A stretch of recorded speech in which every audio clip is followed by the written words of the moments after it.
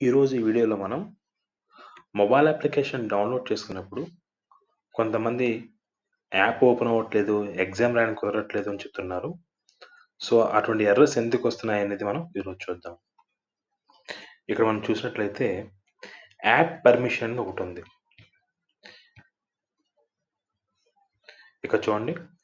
ఈ రకంగా ఫస్ట్ మీరు యాప్ డౌన్లోడ్ చేసుకున్నప్పుడు ఇక్కడ మీకు పర్మిషన్స్ అనే ఆప్షన్ ఒకటుంది. చూసారా? ఫోన్ అండ్ స్టోరేజ్ అని ఉంది.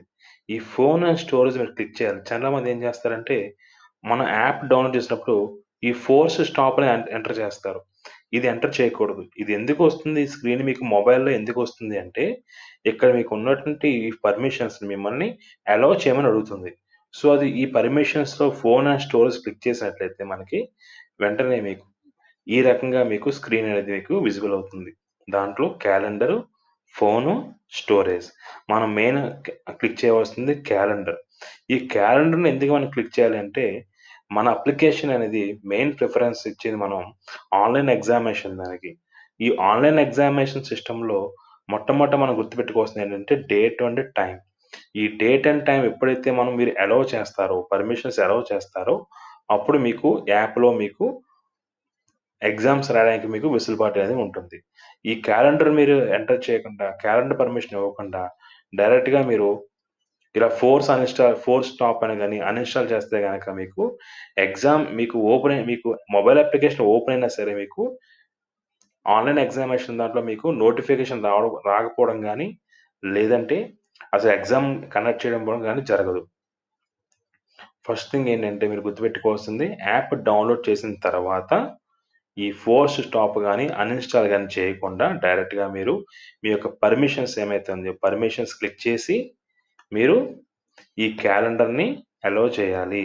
ఈ అలౌ చేసినప్పుడే మీకు మొబైల్‌లో ఆ డేట్‌కి, ఆ టైంకి మీకు ఆన్‌లైన్ ఎగ్జామినేషన్ ఏమైతే ఉందో ఆ ఎగ్జామ్ అనేది మీకు ఓపెన్ అవుతుంది. మీకు నోటిఫికేషన్ కూడా మీకు మొబైల్‌కి రావడం జరుగుతుంది. ఇక మనం ఆ రకంగా క్యాలెండర్‌ని పర్మిషన్ ఇచ్చిన తర్వాత మనకి ఇక్కడ గమనించినట్లయితే ఇక్కడ చూడండి. ఈ రకంగా మీకు స్టార్ట్ ఎగ్జామ్ అనేది వస్తుంది.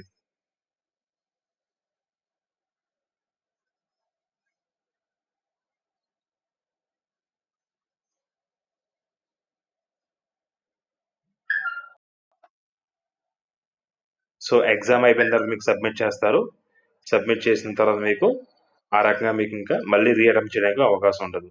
మళ్ళీ వాళ్ళు మీ ప్రిన్సిపల్స్ వాళ్ళు, మీ ఇన్‌స్ట్రక్టర్ ఎవరైతే ఎగ్జామ్ రిజల్ట్ పబ్లిష్ చేస్తారో, పబ్లిష్ చేసిన తర్వాత మీకు ఇక్కడ వ్యూ అనే ఆప్షన్ ఉంటుంది. ఈ వ్యూ ఆప్షన్ ద్వారా మీరేమైతే అసైన్ చేసారో క్వెషన్స్‌కి, ఆ క్వెషన్‌కి కరెక్ట్ ఆన్సర్, రాంగ్ ఆన్సర్ మీకు అక్కడ విజిబుల్ అవుతుంది. మీ యొక్క రిజల్ట్ కూడా పాస్ ఆర్ ఫెయిల్ అని కూడా మీకు చూడొచ్చు.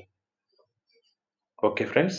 అండ్ ఇంకొక విషయం మీరు గుర్తుపెట్టుకోవాల్సిందేంటంటే, ఇక్కడ మనం ఈ యాప్ పర్మిషన్స్ ఉంది చూసారా? ఇది ఒక్కొక్క మొబైల్ డివైస్‌కి ఒక్కొక్కలా ఉంటుంది. చాలామంది స్టూడెంట్స్‌కి వచ్చిన మెయిన్ ప్రాబ్లమ్ ఏంటంటే, ఎక్కువ శాతం మంది students one plus, Realme, MI mobiles లాంటివి వాడుతుంటారు. ఇవి చైనీస్ ప్రొడక్ట్స్. అంటే చైనా బేస్డ్ ప్రొడక్ట్స్ ఇవి. ఇవి చాలా వరకు ఏం చేస్తాయంటే, గూగుల్ అప్లికేషన్‌కి ఫ్రెండ్లీగా ఉండవు. గూగుల్ అప్లికేషన్‌కి ఫ్రెండ్లీగా ఉండవు. వీటిల్లో మీ యొక్క మొబైల్స్ ఏమైతే ఆహ్,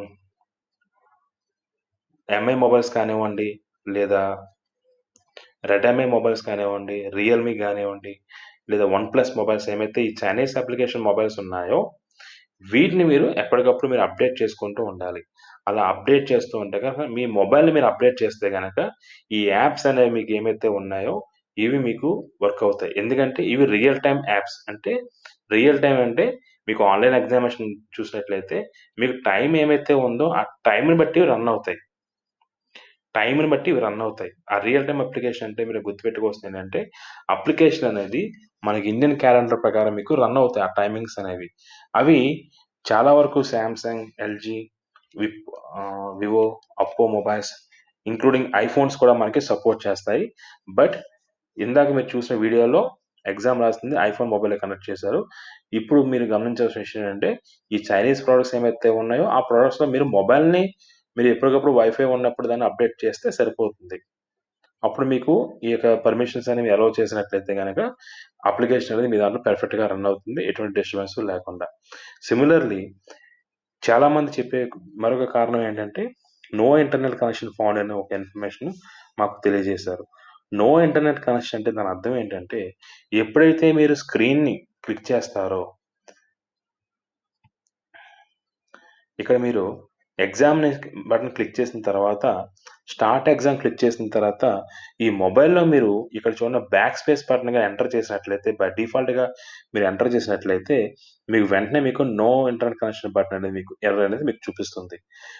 అసలు మనం ఎగ్జామ్ స్టార్ట్ చేసిన తర్వాత, ఎగ్జామ్ విండోకి రావాలి తప్ప, క్వెషన్స్‌కి, ఆన్సర్స్‌కి అటెంప్ట్ చేయాలి తప్ప, మళ్ళీ బ్యాక్‌కి రావాల్సిన నెసెసిటీ అనేది లేదు.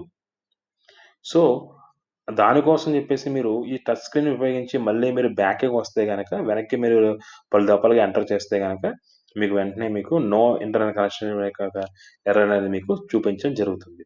కాబట్టి బిఫోర్ ఎగ్జామినేషన్ ఒకసారి అన్నీ చూసుకొని మీరు ఎగ్జామ్ అటెంప్ట్ చేసేటప్పుడు కంప్లీట్‌గా మీరు ఆ క్వెషన్స్‌కి ఆన్సర్స్ అటెంప్ట్ చేసి ప్రాక్టీస్ చేసిన తర్వాతనే మీరు సబ్మిట్ బటన్ క్లిక్ చేయండి. During the middle of the session మీ యొక్క మొబైల్ స్క్రీన్‌ని మళ్ళీ బ్యాక్ స్పేస్ ఎంటర్ చేస్తే నో ఇంటర్నెట్ కనెక్షన్ వచ్చి అక్కడితో ఎగ్జామ్ ఆగిపోతుంది. సో, అటువంటి ఎర్రర్స్ ఏమీ రాకుండా మీరు జాగ్రత్తగా ఎగ్జామ్ కండక్ట్ చేస్తారని ఆశిస్తున్నాం. Okay friends. Thank you. Thank you all of you.